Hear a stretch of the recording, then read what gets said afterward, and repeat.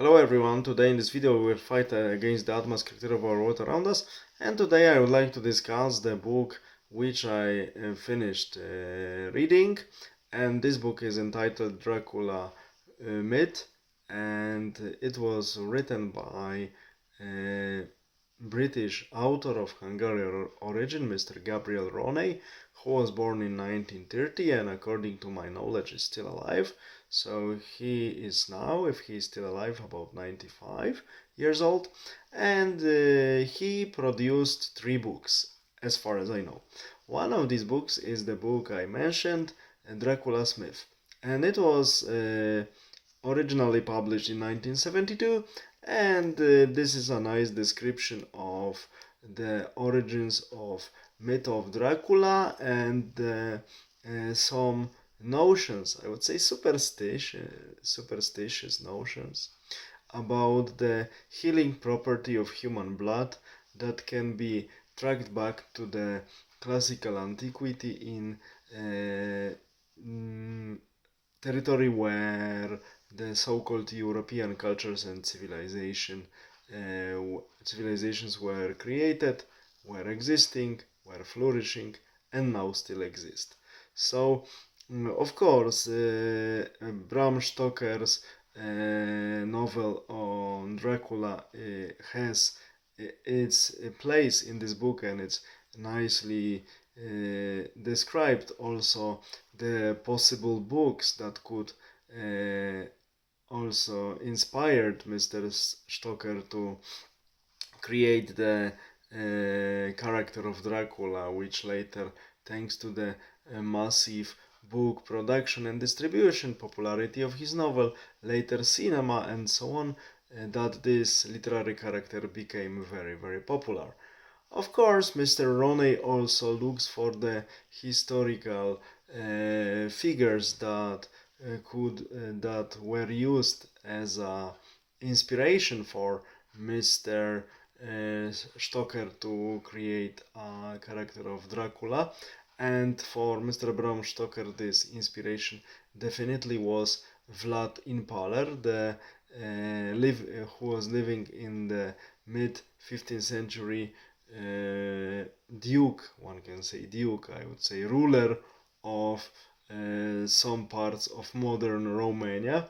He was a fief of the Hungarian ruler Maciej Korvin, and he was quite cruel against his enemies and his subjects who were breaking the law.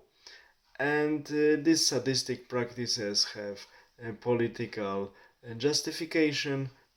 These were borderlands where many different people were living with each other, Catholics, Orthodox, Protestants, and Muslims, because these were times when Turks were raiding these territories, and some of these territories later, in the 16th century, were taken back from the Turkish rule.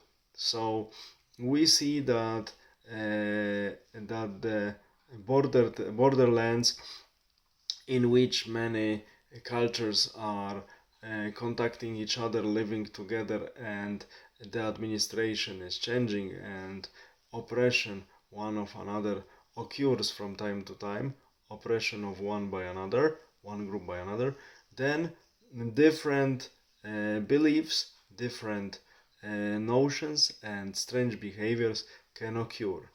That is why this nervous borderland where the power was changing and one group was a little bit persecuting another from time to time, such territories of different religions, races, cultures are very, I would say, fertile ground for strange habits and strange behaviors to occur.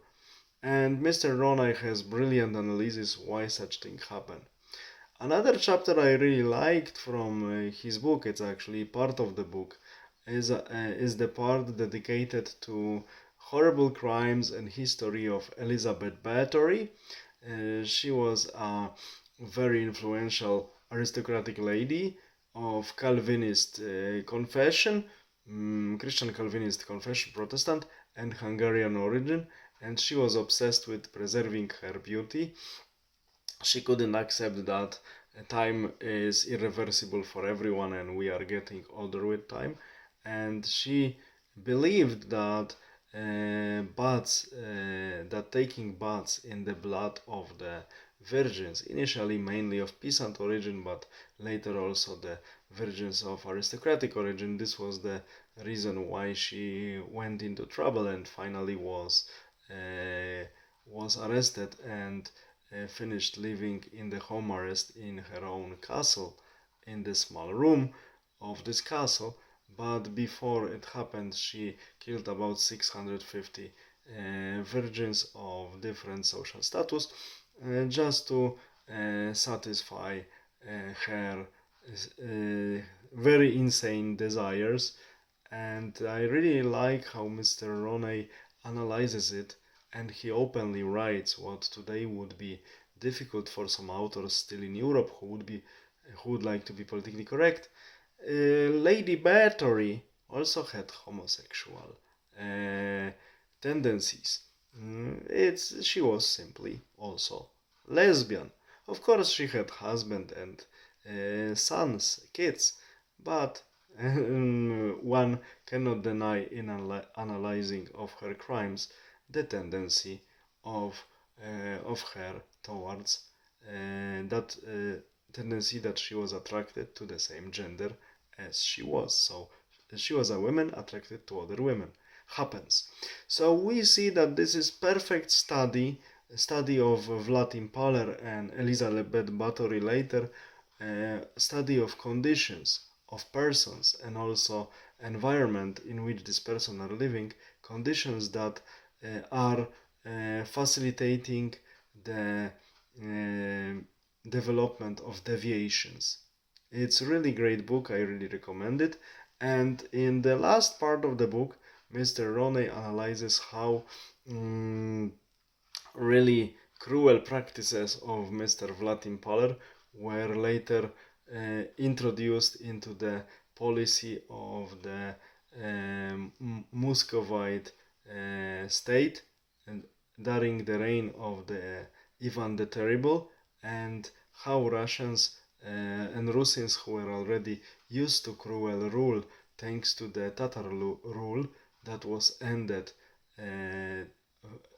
finally thanks to the Ivan the Terrible and his predecessors, we have to say that they were already ready for the war's terror, and Ivan the Terrible simply introduced it using methods that Vlad Impaler was using to keep an order in his possessions on the territory of modern Romania.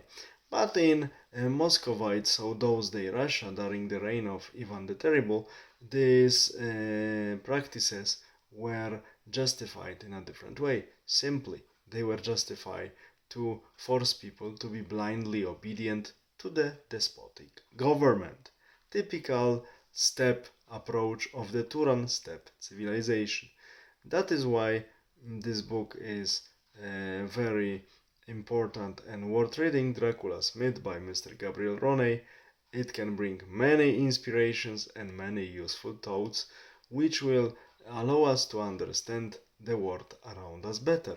And thanks to reading this book, we can understand, for instance, what's happening with the descendants of so-called immigrants, legal or illegal, on the British streets, and why this country is now at the brink of civil war. This book by Gabriel Ronay can explain it to us very well. All the best, have a nice day, bye.